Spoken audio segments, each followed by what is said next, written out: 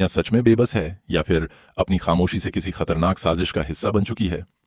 गजा में आग लगी हुई है, बच्चे चीख रहे हैं, औरतें रो रही हैं, मलबों के नीचे इंसान दबे हुए हैं, लेकिन जिस तरह अरब लीडर्स इस सब पर चुप हैं, अब वो खामोशी भी सवालों के घेरे में आ चुकी है। और अब इसी खामोशी को तोड़ने के लिए ईरान और तुर्की सामने आ गए हैं।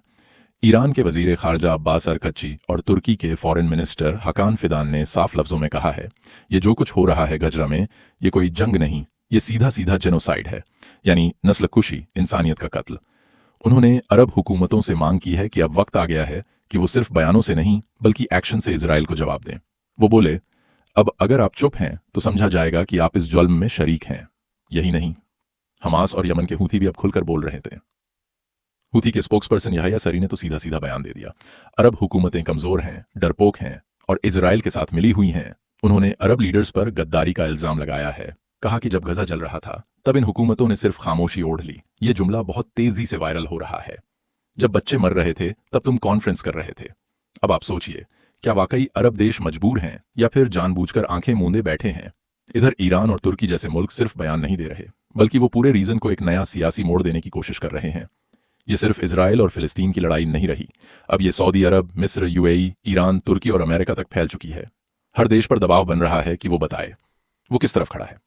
तुर्की का यह भी कहना है कि अगर ये जुल्म इसी तरह चलता रहा तो वो अपने स्तर पर कुछ बड़ा कदम उठाएगा।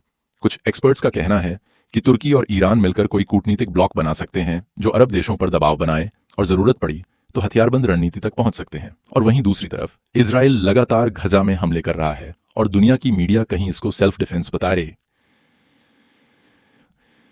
तो कहीं मैसेकर यानी कत्लेआम।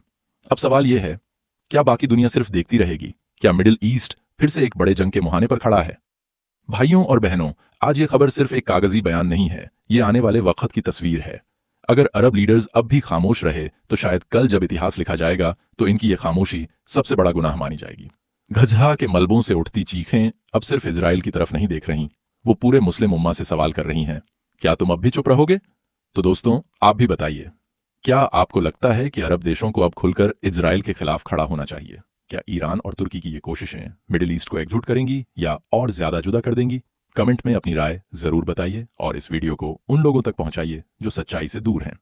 यही था आज का सबसे बड़ा ताजा ट्रेंडिंग न्यूज। मिलते हैं अगले वीडियो में, तब तक के लिए अपना और एक दूसरे का ख्याल रखिए। अल्लाह हाफिज, जय हिंद।